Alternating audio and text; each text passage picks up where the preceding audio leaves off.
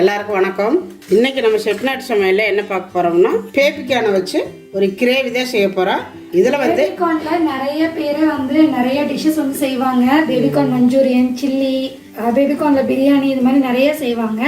But அதே மாதிரி இதுல கிரேவி வைக்கும் பொழுது இந்த பன்னீர் பட்டர் மசாலா மாதிரி ஒரு நார்த் இந்தியன் ஸ்டைல்ல வைப்பாங்க. பட் நம்ம செட்டிநாட்டு ஸ்டைல்ல ஒரு பேபிகார்ன் கிரேவி அம்மா ரெகுலரா செய்வாங்க. இன்னைக்கு அந்த மாதிரி ஒரு பேபிகார்ன் கிரேவி அம்மா செய்வாங்க. அதுக்கு ஒரு பேன் அடுப்பில் வச்சுருக்கிறேன். கொஞ்சமாக எண்ணெய் விட்டுக்கலாம்.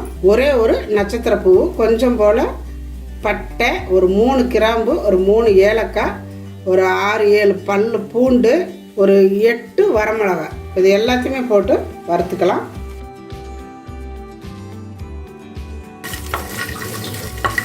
இது லைட்டாக வதங்கினதும் நம்ம எடுத்து வச்சுருக்கிற இந்த வரமிளகாயும் சேர்த்துக்கலாம்.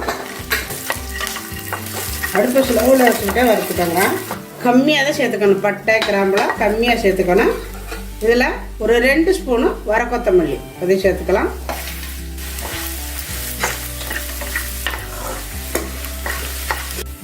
ஒரு ஸ்பூனு சோம்பு, 1 ஸ்பூன் அளவு சீரகம். இது கூட கொஞ்சம் போல் கருவேப்பிலையை சேர்த்துக்கோங்க. இதெல்லாம் சேர்த்து நல்லா வறுத்துக்கலாம். இப்போ இது நல்லா வதங்கிருச்சு, போதும். இப்போ இதை இறக்கிக்கலாம். இப்போ இதில் ஒரு பாத்திரத்தில் தண்ணி வச்சுக்கலாம். நம்ம வெட்டி வச்சுருக்கிற இந்த காணையை இதில் போட்டு ஒரு கொதி வர விட்டு இறக்கணும். இது ஒரு கொதி வரட்டும், மூடி வச்சிடலாம். இப்போ நம்ம வறுத்து வச்ச மசாலையை நல்லா அரைக்கணும். இதை அரைச்சிக்கலாம். ஒரு 1/4 மூடி தேங்காய் எடுத்து வச்சுருக்கிறேன். இப்போ இதையும் சேர்த்துக்கலாம். 1 ஸ்பூனு கசகசா ஊற வச்சுருக்கிறேன். இப்போ இதையும் சேர்த்து அரைச்சிக்கலாம். இப்போ நம்ம நைஸாக அரைச்சி எடுத்தாச்சு. நல்லா நைஸாக அரைச்சிக்கணும். இப்போ கிரேவி தாளிக்கிறதுக்கு பாத்திரம் அடுப்பில் வச்சுருக்கிறேன். எண்ணெய் விட்டுக்கலாம். இப்போ எண்ணெய் காஞ்சதும் கொஞ்சமாக சோம்பு போட்டுக்கோங்க. மசாலா ஐட்டத்துக்கெல்லாம் சோம்பு போட்டிங்கன்னா தான் நல்லாயிருக்கும். கொஞ்சம் போல் கருவேப்பிலை, சின்ன வெங்காயம் வெட்டி வச்சுருக்கிறேன், அதையும் சேர்த்துக்கலாம். இந்த சின்ன வெங்காயம் நல்லா வதங்கணும். வெங்காயம் வதங்கட்டும். இந்த பக்கம் நம்ம வேக வச்ச கார்ன் பாருங்க, நல்லா வெந்துட்டுருக்குது. இது லைட்டாக வெந்தால் போதும். இதை அடுப்பை ஆஃப் பண்ணிவிட்டு மூடி வச்சுக்கலாம். இங்கே வெங்காயம் நல்லா வெந்துருச்சு. 3 தக்காளி பொடியாக கட் பண்ணி வச்சுருக்கிறேன். இப்போ இதை சேர்த்து வதக்கிக்கலாம்.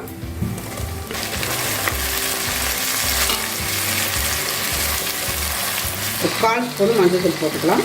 இது வதங்கிறதுக்கு கொஞ்சமாக உப்பு சேர்த்து நல்லா வதக்கிக்கலாம். பார்த்திங்கன்னா வெங்காயம் தக்காளி எல்லாம் நல்லா வதங்கிருச்சு.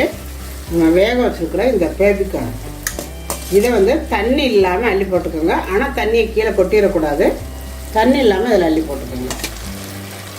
இந்த தண்ணியை லாஸ்ட்டாக சேர்த்துக்கணும். இருக்கட்டும்.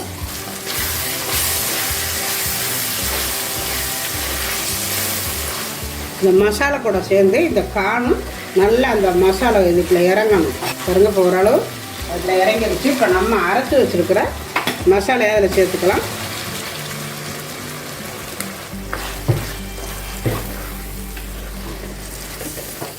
மிச்சி சரை கழுவி கொஞ்சமாக தண்ணி சேர்த்துக்கலாம். இந்த மசாலையோடு சேர்ந்து கொஞ்ச நேரம் நல்லா வதக்கணும். இப்போ இது கொஞ்ச நேரம் நல்லா வதங்கட்டும். இந்த கிரேவியெல்லாம் சேர்ந்து நல்லா அந்த மசாலையோடு சேர்ந்து நல்லா வெந்துருச்சு. இப்போ உங்களுக்கு எந்த அளவுக்கு தண்ணி வேணுமோ சேர்த்துக்கோங்க. நம்ம கார்ன் வேக வச்சா இந்த தண்ணியை போதும்னு நினைக்கிறேன். எனக்கு இது கார்னெல்லாம் வெந்துருச்சு. மசாலையும் வதக்கி அரைச்ச மசாலா தான். ஒரு 2 கொதி வந்தால் போதும். இப்போ மூடி வச்சு கொதிக்க விட்டுறலாம். இப்போ நல்லா எண்ணெயெல்லாம் கசிஞ்சு நிற்கிது பாருங்கள்.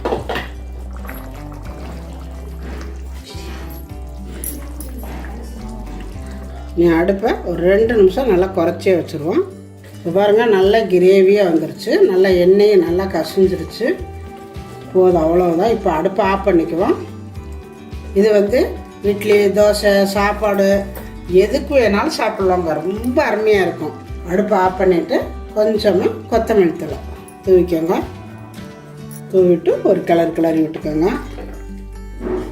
அவ்வளோதான்.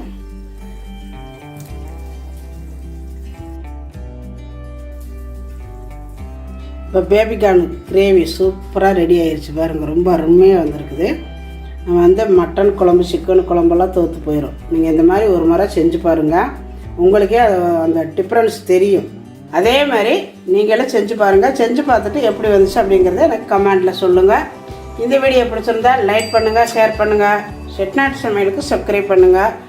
நன்றி, வாழ்க வளமுடன். நான் சாப்பாட்டுக்கு சாப்பிட போகிறேன். கிரேவியோட ரொம்ப நல்லாயிருக்கும்.